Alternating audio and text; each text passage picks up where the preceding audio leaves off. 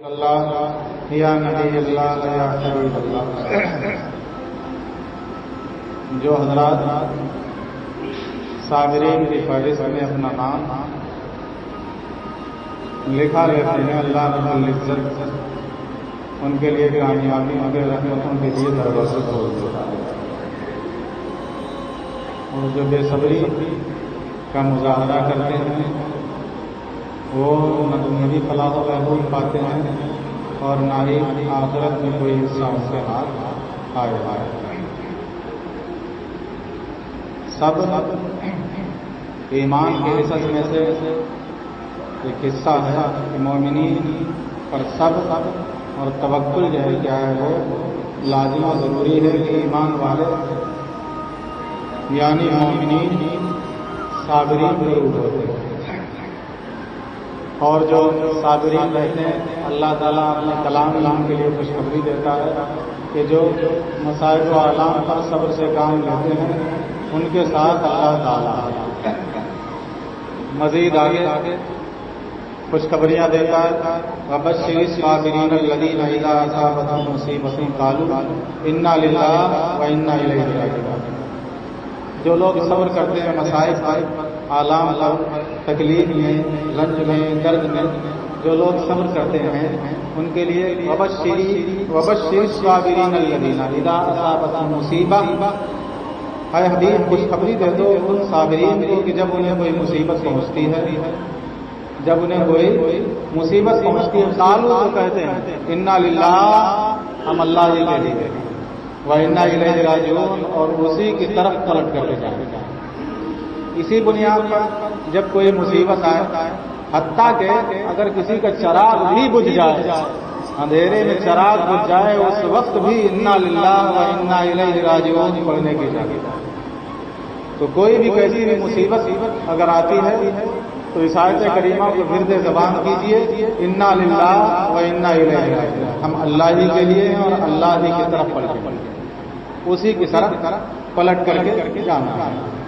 حضرت زکریا علیہ السلام کے پیچھے جب آدائے دین پڑے تو آپ نے ایک درخت سے پناہ مانگی، درخت بیچ سے چر گیا، آپ اس کے اندر چلے گئے، جب بند ہوا تو دامن جو ہے کیا بند ہوتے وقت دامن اس میں رہ گیا۔ پیچھے سے جب آدائے دین دشمن آتے ہیں تو آپ کے دامن کو دیکھ کر کے پہچان لیتے ہیں اس درخت۔ شیطان نے آ کر کے مشورہ دیا کہ آلہ بناؤ اور بیچ سے پیڑ کو چڑھاؤ، چنانچہ دشمنان نے آرا تیار کرایا اور اس درخت کو بیچ سے چیرنا شروع کر دیا۔ بیچ سے جب چیرا اور جب آرے کے دانت آپ کے سر پر پہنچتے ہیں تب اللہ تعالیٰ کی بارگاہ میں عرض کرتے ہیں مولا میری حفاظت۔ تب اللہ رب العزت فرماتا ہے تمہارا مقدر یہی ہے، کھڑے کھڑے چل جاؤ، رحمت مت کرنا ورنہ صابرین کی فہرست میں سے تمہارا نام نکال دے گا۔ تو کھڑے کھڑے اللہ رب العزت کے حکم پر دشمنوں کے ہاتھ کٹ جاتے ہیں لیکن اپنی زبان پر اف نہیں آنے دیتے۔ ہم ذرا سے رنج و آلام میں تڑپ جاتے ہیں اور شکوہ و شکایت کہ جانے کتنے بیجا لفظ اپنی زبان سے نکالتے ہیں، کیا ہمارے لیے کافی نہیں ہے؟ میاں کے کربلا کے میدان میں ایک نواسے رسول اکیلا کھڑا تھا جس کا کنبہ اس کی آنکھوں کے سامنے میدان کارزار میں کٹ گیا، لیکن اس نے اپنی زبان سے کوئی لفظ جو ہے کیا شکوہ کا نہیں کہا۔ اور جس وقت مکے سے کربلا کی جانب چلا تھا تو کہا تھا وعلی اللہ فلیتوکل المؤمنون، مومنین کو تو یہی چاہیے کہ وہ اللہ ہی پر بھروسہ کریں، اسی پر بھروسہ کریں، اسی پر توکل کریں، کوئی اور نہیں ہے کہ جس پر بھروسہ اور توکل کیا جا سکے۔ اگر تقدیر الہی میں تیری گردن سے تلوار چلنا ہے تو کوئی بچا نہیں سکتا، تو اسی پر بھروسہ کرو۔ حضرت حسن بصری رحمۃ اللہ تعالی علیہ فرماتے ہیں ہم سے تو اچھے جو ہے کیا وہ جانور ہیں کہ جن کے پاس کچھ نہیں ہوتا، ہمارے پاس سب کچھ ہے، ہمیں ساری نعمتیں ہیں۔ حضرت حسن بصری رحمۃ اللہ تعالی علیہ فرماتے ہیں کتے کے اندر 10 عادتیں ایسی ہوتی اگر وہ انسان کے اندر ان میں سے ایک بھی آ جائے تو وہ اللہ کا ولی بن جائے۔ کتے کے اندر 10 خصلتیں اور عادتیں ایسی بیان فرمائی آپ نے کہ ان خصلتوں اور عادتوں میں سے ایک بھی اگر انسان جو ہے کیا اس میں کمال حاصل کر لے تو وہ اللہ کا ولی بنے. اور ان 10 خصلتوں میں سے فرماتے ہیں کہ پہلی خصلت یہ ہے کہ کتے کے اندر قناعت ہوتی ہے.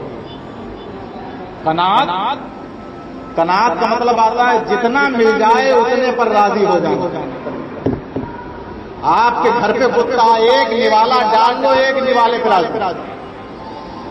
یہ سب مشاہداتی چیزیں اپنی آنکھوں سے دیکھ لو. کہتے ہیں کتے کے اندر قناعت ہوتی ہے جتنا مل جاتا ہے اتنے پر راضی ہو جاتا ہے. ایک نوالا ڈالا اور آپ نے صرف ایک مرتبہ کہہ دیا کتا نوالا اٹھائے گا اور باہر نکل جائے گا اس ایک نوالے پر راضی. تو کہتے ہیں یہ قانعین کی اور صابرین کی نشانی ہے کہ صابرین کا عالم بھی یہی ہوتا ہے. بارگاہ الہی سے اگر توشہ مل جاتا ہے تو اپنی زندگی کی معراج سمجھ لیتے ہیں اور کہتے ہیں بس میرے رب تو نے اتنا دیا اتنا ہی کافی. جو صابرین کہتے ہیں کتے کے اندر قناعت ہوتی ہے. نمبر 1 قناعت کہ جتنا مل جاتا ہے اتنے پر راضی ہو جاتا ہے. تو اللہ کی بارگاہ میں جتنا مل جائے اتنے پر بندہ راضی ہو جائے. کیوں ڈگا ماریاں چل رہی ہیں, کیوں کسی کے جو ہے کیا ہے کسی کی زمین دبائی جا رہی ہے, جس کا لے لیا اس کے دینے کی نیت نہیں ہے. پہلے تو ہاتھ پھیلائے تھے آپ نے, آج ہاتھ پھیلوا رہے ہیں, پیچھے پیچھے گھوم رہا ہے مانگنے والا جس نے کر دیا ہے دے دو ضرورت ہے, دے دو ضرورت ہے. اس کی مجبوریوں کا فائدہ اٹھاتے ہوئے جو ہے کیا لوگ توجہ نہیں دیتے. صابرین جتنا مل جائے بارگاہ الہی اپنے غربت پر, اپنی مسکینی پر, اپنی تنگ دستی پر پریشان نہ ہو. سمجھ لو کہ مقدر الہی یہی ہے میرے حق میں جو مجھے ملا اس پر راضی ہو جائے. اور اپنی محنت میں کوئی کمی نہ چھوڑو چونکہ مصطفیٰ کا فرمان ہے ون جدہ وجد, جو کوشش کرتا ہے وہ پاتا. لیکن کوشش کا مطلب یہ نہیں ہوتا کہ حلال و حرام بھی نہیں دیکھو گے, جائز و ناجائز بھی نہیں دیکھو گے, کیا چیز لینا ہے کیا نہیں لینا یہ بھی نہیں دیکھو گے. یہ ضرور دیکھنا پڑے گا اور دیکھ کر کے چلنا پڑے گا. اور دوسری خصلت بیان فرماتے ہیں کتا اکثر بھوکا رہتا ہے. اکثر کیا رہتا ہے, بھوکا رہتا ہے. مل گیا تو ٹھیک ہے, آپ کے دروازے پہ آیا آپ نے ڈال دیا تو ٹھیک ہے, نہیں ڈالا تو ٹھیک ہے. اکثر بھوکا رہتا ہے. اور بھوکا رہنا یہ کس کی علامت ہے؟ فرماتے ہیں کہ یہ صالحین کی علامت ہے. بھوکا رہتا ہے جن کے بارے میں اللہ رب العزت انعم اللہ علیہم من النبیین والصدیقین والشہداء والصالحین, اللہ نے صالحین پر انعام کیا ہے, صدیقین پر انعام کیا ہے, انبیاء پر انعام کیا ہے, شہداء پر انعام کیا ہے. تو کہتے ہیں بھوکا رہنا یہ صالحین کی علامت ہے, کیونکہ جب پیٹ بھرا ہوتا ہے تو نفس غالب آ جاتا ہے. اور جو صالحین ہوتے ہیں وہ اسی بنیاد پر بھوکے رہتے. کہیں ایسا نہ ہو کہ رب کی عبادت میں میرا نفس آڑے آ جائے اور مجھے اس کے آگے سر جھکانے سے. جب پیٹ بھاری ہو جاتا ہے تو جسم میں کلفت ہو جاتی ہے, وزن ہو جاتا ہے, عبادتوں سے دل اجاٹ ہو جاتا ہے. اور جب بھوکا رہتا ہے تب دیکھ لو جو بھوکے ان کی زبانوں سے اللہ اللہ اور اپنے ماں باپ کا نام نکلتا نظر آتا ہے. کیوں؟ کیونکہ یہ بھوک نفس کو آگے بڑھنے نہیں دیتی ہے. یہ صالحین کی نشانی اور علامت ہے, اکثر بھوکا رہتا ہے. اور تیسری علامت بیان کرتے ہیں کہ تیسری علامت ہے کہ کوئی دوسرا کتا اگر اس پر غالب آ جائے, کوئی دوسرا کتا اگر وہ کھانا کھا رہا ہے, کوئی طاقتور کتا اس پر آ جاتا ہے تو پھر وہ اس جگہ کو, اس نوالے کو چھوڑ دیتا ہے اور جو ہے کیا ہے وہ صبر کر لیتا ہے, دوسری جگہ چلا جاتا ہے. اسی کو اللہ رب العزت نے قرآن پاک میں فرمایا علم تکن ارض اللہ واسعۃ, اگر تم پہ ظلم ہو رہا ہے تو ظلم سہنے کی ضرورت نہیں ہے. اللہ فرماتا ہے علم تکن ارض اللہ واسعۃ, کل قیامت میں تم سے پوچھا جائے گا تم کیوں ظلم سہتے رہے, کیا اللہ کی زمین کشادہ نہیں تھی؟ اگر یہاں کاروبار نہیں چل رہا ہے, یہاں رزق تمہارے مقدر میں نہیں ہے تو جگہ بدلنے کی ضرورت ہے. جگہ بدلو. جو ہجرت کر لیتا ہے اسے عزت ملتی ہے. جب مکے میں میاں عزت نہ ملی تو جب مدینے میں آقا کریم صلی اللہ تعالی علیہ وسلم نے قدم رکھا, ہجرت کرنے کی ضرورت ہے. تو اگر کوئی غالب آ جاتا ہے تو اس جگہ کو چھوڑ دیتا ہے، اس نوالے کو چھوڑ دیتا ہے اور دوسری جگہ چلا جاتا ہے. اسے کہتے ہیں یہ راضین کی علامت، جو اللہ تعالیٰ کے ہر کام پر راضی رہتی ہے. تو جیسا حکم فرما دے ویسے پر راضی. اور چوتھی خصلت بیان فرماتے ہیں کہ اس کا مالک اگر اسے مارے تو کبھی چھوڑ کر نہیں جاتا. جو مالک ہے، کتے کا پالنے والا ہے، اگر وہ کتے کو مارتا ہے، اگر مار دے تو تھوڑی دیر کے لیے باہر تو نکل جائے، تھوڑی دیر کے لیے باہر نکل جائے گا اور مارے، اور اس کے بعد پھر وہ نوالا ڈال دے تو اپنے مالک کے پاس آ کر کے تم ہلاتا اس کا شکر ادا کرتا. تو کہتے ہیں اس کا مالک اگر اس کو مارے تو اسے چھوڑ کر کے بھاگتا نہیں ہے، بلکہ کیا ہے، دوبارہ اسی کی چوکھٹ پہ آ جاتا ہے، اسی مالک کی چوکھٹ پہ آ جاتا ہے. کہتے ہیں اس مالک کی چوکھٹ پر آپ اگر تمہاری دعا قبول نہیں ہوتی تو کیا اس بارگاہ کو چھوڑ کر کے چلے جاؤ گے؟ اس بارگاہ کو چھوڑ کر کے نکل جاؤ گے؟ نہیں، اگر اس بارگاہ کو چھوڑ کر کے نکل گئے تو صادقین کی فہرست سے نام نکل جائے گا. صادق اپنی محبت میں وہی ہوتا ہے، مالک کی طرف سے تکلیف ملے، رنج ملے، آلام ملے، اپنی محبت میں سچا وہی ہوتا ہے جو اپنے مالک کے در سے کبھی منہ نہیں پھیرتا. اپنے مالک کے در پر رہو. تو کہتے ہیں اگر مالک مارتا بھی ہے تو وہ کبھی چھوڑ کر کے نہیں جاتا، بلکہ اسی مالک کے پاس آ جاتا. کہتے ہیں یہ صادقین سچوں کی علامت، صادقین کی علامت ہے. اور پانچویں علامت بیان کرتے ہیں اس کا مالک کھانا کھا رہا ہے. اس کا مالک کھانا کھا رہا ہو تو دور بیٹھ کر کے دیکھتا رہے گا، باوجود طاقت ہونے کے چھین کر کے کھا لے. طاقت بھی ہے اس میں، باوجود طاقت کو دور بیٹھتا دیکھتا رہے گا، مالک کو کھانا کھاتے دیکھتا رہے گا. ایسا نہیں کرتا کہ اپنے مالک پر جھپٹ پڑے اور جو ہے کیا اس سے نوالا چھین. دور بیٹھ کر کے دیکھتا رہے گا. فرماتے ہیں لیکن مالک کے باوجود قدرت کے چھینتا نہیں ہے. اور کہتے ہیں یہ جو ہے کیا ہے، مساکین کی علامت ہے. مساکین یہ مسکین کی علامت ہے، اور مساکین اللہ رب العزت کو بہت پسند ہے، جو اس کی بارگاہ کے مسکین بن کے رہتے ہیں. اور چھٹی خصلت بیان فرماتے ہیں اگر مالک گھر میں ہے تو دور جوتوں کے پاس بیٹھ جاتا ہے. دور کس کے پاس؟ جوتوں کے ہی پاس بیٹھ جائے. مطلب کیا ہے کہ ہر اس چیز پر، ادنا سی چیز پر وہ راضی رہتا ہے، ادنا سی چیز پر راضی ہو جاتا ہے. مالک گھر میں ہوتا ہے تو دور جوتوں کے پاس ہی بیٹھ جائے گا، قریب نہیں آئے گا، ادنا سی جگہ پر راضی ہے. یوں ہی اگر جب اپنے مالک کی بارگاہ میں پہنچو تو یہ نہ سمجھو کہ صاحب میں نے رومال رکھ دیا تو یہ میری جگہ ہو.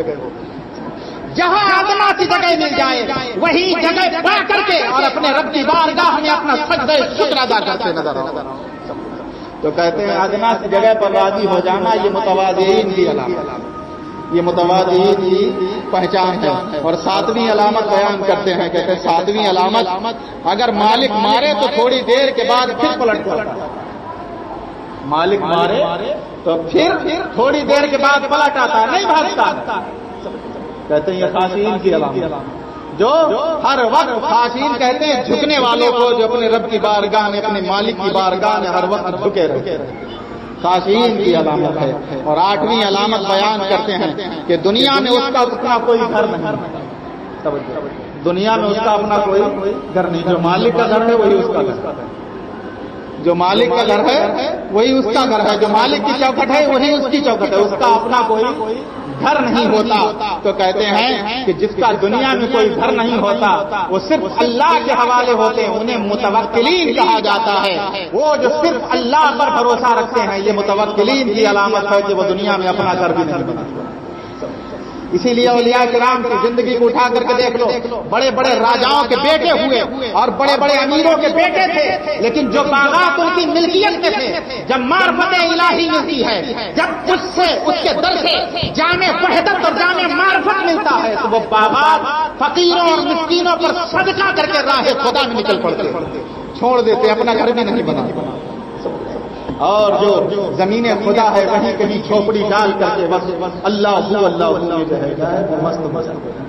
تو کہتے ہیں یہ متوکلین کی علامت ہے، اس کا کوئی اپنا گھر نہیں ہوتا ہے. اور نبی علامت بیان کرتے ہیں کہ وہ رات کو سوتا کب. آج ہمارا عالم کیا ہے، رات میں ہم بھی بہت کم سوتے ہیں، اور نوجوان تو ہمارے بہت ہی کم سوتے ہیں. ہمارے نوجوان بہت کم سو رہے ہیں، خود اپنی آنکھوں سے گلیوں میں بیٹھ کے، گلیوں میں اگر 12 بجے بھی گزر جاؤ تو 2-4 جو ہے کیا ہے وہ مرغا بنے بیٹھے مل جائیں، بہت کم سوتے ہیں۔ بتاؤ رات کے 12 بجے تک آدھی رات گزر چکی، اس وقت 4 بجے دن نکلنا شروع ہو جاتا، گویا کہ رات کے 2 حصے گزر چکے ہیں، اس وقت تک جاگ رہے ہیں، کتنا بڑا کام ہے بتاؤ۔ نوجوان بھی جاگ رہے ہیں، آج بہت جاگ رہے ہیں، کوئی گلیوں میں بیٹھ کر کے جاگ رہا ہے تو کوئی اپنے بستروں پہ جاگ رہا ہے۔ اب کیسے جاگ رہے ہیں یہ کیفیت تو وہی بیان کر سکتے ہیں کیسے جاگ رہے ہیں، یہ مجھے نہیں معلوم کہ کیسے جاگ رہے ہیں۔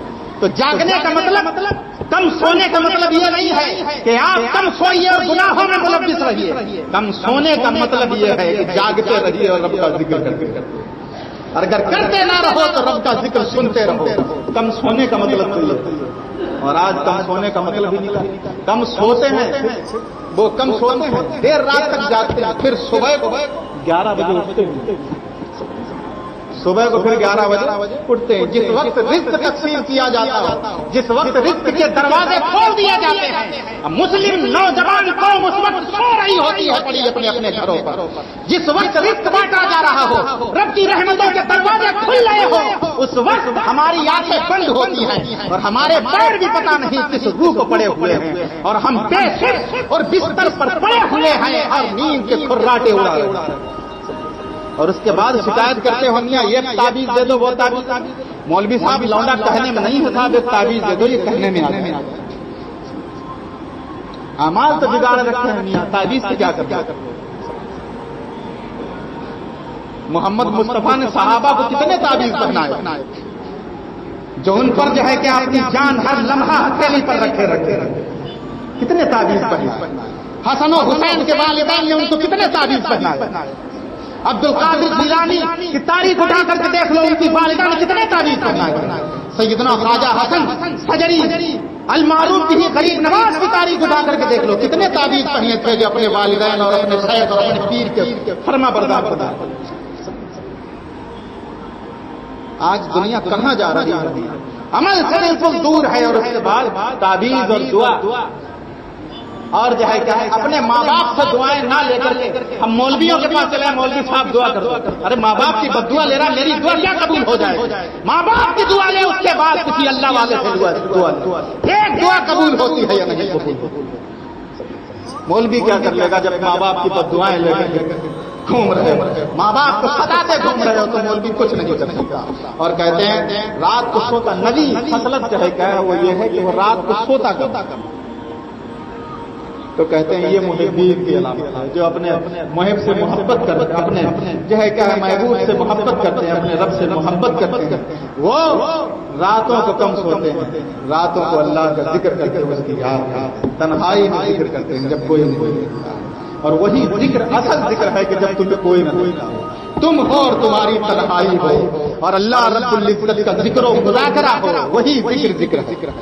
ورنہ سب کے سامنے تو صاحب لمبے لمبے سجدے ہمیں بھی آتے کہ سب کے سامنے کروں، ہاں مولوی صاحب بڑے پہنچے، بڑے اطمینان سے دیکھا ہے میں نے نماز پڑھتے، لمبے سجدے اگر دکھانے کے لیے کر رہا ہے لوگوں کو تو وہ سجدے بیکار، سجدے تو اس وقت کر جب ساری دنیا سو گئی ہو اور تو نے اپنا بستر چھوڑ دیا ہو، اور تہجد کے لیے اٹھ کر کے اب کر کتنا لمبا سجدہ کرتا ہے تو، جب تجھے کوئی دیکھنے والا نہیں، اب کر کے دیکھ سجدہ رب کی بارگاہ وہ سجدے ہیں۔ اور کہتے ہیں 10ویں خصلت یہ ہے کہ جب مرتا ہے تو اس کی کوئی میراث نہیں، اس کی کوئی جائیداد نہیں ہوتی جس کو لوگ بانٹ لیں، تو کہتے ہیں یہ زاہدین کی علامت۔ اور زاہدین کسے کہتے ہیں؟ جو دنیا کو بالکل چھوڑ دیتے ہیں، دنیا کی کوئی چیز استعمال نہیں کرتے، صرف اللہ اللہ۔